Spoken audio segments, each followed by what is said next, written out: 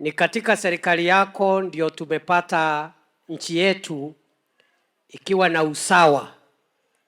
Hapo nyuma kulikuwa na matatizo ya ubaguzi, lakini tangu ukuwe rais, ile mfumo ilikuwa inabagua wananchi wa Northern Kenya ya mambo ya kupata vitambulisho na passport. Ulitoa hiyo ubaguzi. Sasa vijana wa Northern Kenya wanapata vitambulisho kupitia utaratibu ambao unatumika katika nchi nzima, katika sehemu zote za Kenya. Ni kweli si kweli? Ni kweli si kweli?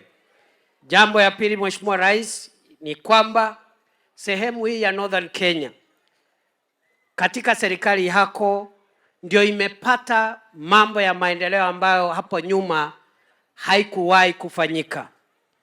Barabara ya kuunganisha mji wa Mandera na mji wa Isiolo inaendelea vile tunaongea. Barabara ya kutoka Lamu kupitia Garissa kwenda Isiolo inaendelea, na hii mambo ingine yote ambayo viongozi wametaja.